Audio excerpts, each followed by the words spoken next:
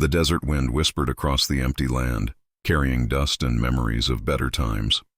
Marcus Webb stood before the abandoned house, his shadow stretching long across the cracked earth. His dog, a loyal German shepherd named Rusty, waited patiently by his side. Marcus had been homeless for 3 years now. Life had not been kind to him. He had lost his job at the factory when it closed down. Then he lost his apartment. Then piece by piece he lost everything else. But he never lost Rusty.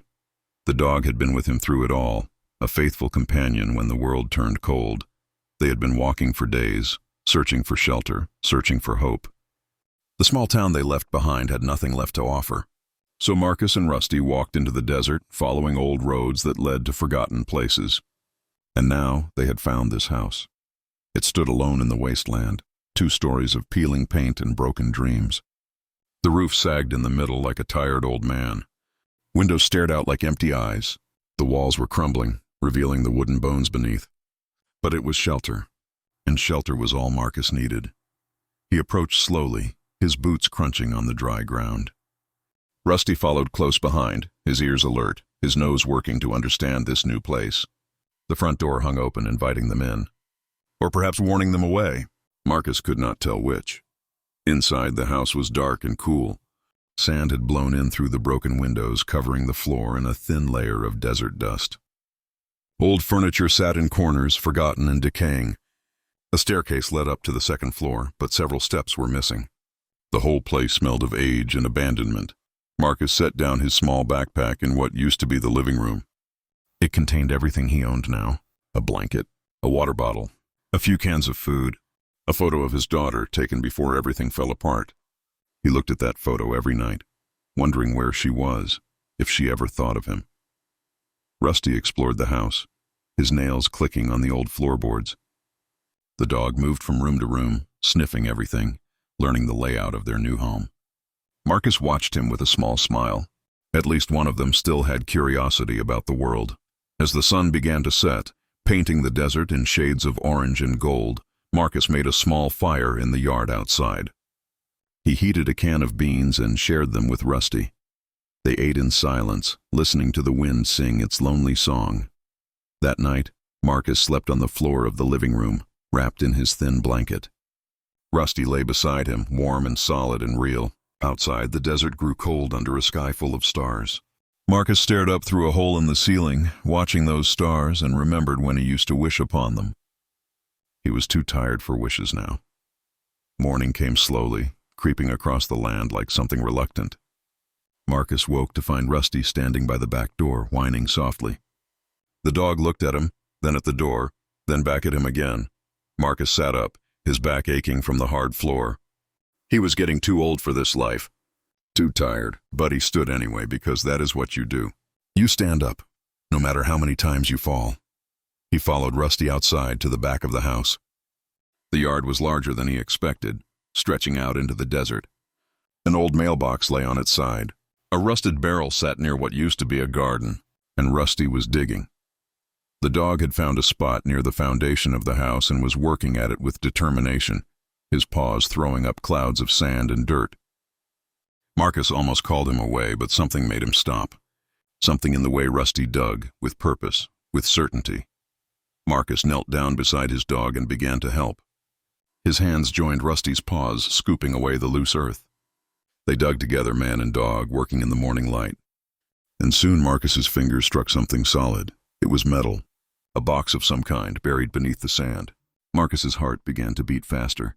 He dug more carefully now, clearing the dirt away from the edges. The box was large, about the size of a suitcase, and heavy. Very heavy. With effort, Marcus pulled it from the ground. The metal was old but sturdy, locked with a padlock that had rusted through. He broke the lock with a rock and slowly opened the lid. Inside were bundles of letters, hundreds of them, tied together with faded ribbon. Beneath the letters were old photographs, their edges worn soft with time. And beneath the photographs were bundles of cash, neatly stacked and remarkably well preserved. Marcus sat back, stunned. His hand shook as he reached for the letters. He opened one carefully, unfolding the yellowed paper. It was a love letter, written in flowing script, dated from 1952. It was signed, "Forever yours, Catherine." He opened another. And another. Each one was a piece of someone's heart, put down on paper. Letters between soldiers and their sweethearts. Letters between mothers and sons. Letters that spoke of hope and fear and desperate love. The photographs showed families. Young couples. Children playing in yards that no longer existed. Weddings and birthdays, and ordinary moments that someone had thought important enough to save. Marcus felt tears on his face and did not wipe them away. These were not his memories, but they moved him deeply. Someone had buried their treasures here, under this house. Perhaps they meant to return. Perhaps they never got the chance. The money was substantial. Marcus counted it slowly, hardly believing what he saw. Enough to change everything. Enough to get back on his feet. To find an apartment. To find his daughter. To start again. But as he sat there, holding those bills in his weathered hands, he thought about the letters. About the people who wrote them. About the family who buried these treasures beneath their home. Marcus pulled out his phone, his last connection to the world, barely holding a charge. He had been saving it for emergencies. This felt like one. He walked to the nearest town, 3 miles down the old road, Rusty trotting beside him. At the library, he used their computer to research the house, to find out who had lived there, who might have buried that box. It took hours, but he found them. The Henderson family. They had lived in that house until 1985, when they lost it to the bank. The parents had both passed away years ago, but they had children. Grandchildren. A whole family tree that had grown from that little house in the desert. Marcus made calls, sent emails, reached out to strangers and told them what he had found. Some did not believe him. Some did not respond. But one did. A woman named Sarah, the granddaughter of the couple who had lived in that house. She drove out to meet him 3 days later. Sarah was in her 50s, with kind eyes and her grandmother's smile. Marcus showed her the box, the letters, the photographs. He watched her face as she read words written by grandparents she had never known. Sarah cried. She laughed. She held those letters like they were made of gold. And when she finally looked at Marcus, her eyes were full of gratitude. She insisted on rewarding him. The money, she said, should be his. He had found it. He needed it. But Marcus refused to take it all. He took enough for a modest start. Enough for first and last month's rent. Enough for food and clothes and a phone that worked. The rest he gave to Sarah and her family. What Marcus did not expect was what happened next. Sarah told her family's story to the local newspaper. The newspaper told it to the region. And people responded. They responded with jobs offers, with housing assistance, with donations. The town that heard about the homeless man who returned a family's treasure, instead of keeping it all, decided that he deserved treasure too. Within a month, Marcus had an apartment. He had a job at a local hardware store, and he had found his daughter, who cried when she heard his voice on the phone, who had been searching for him just as he had been lost. Marcus still visited the old house sometimes, taking Rusty for walks in the desert.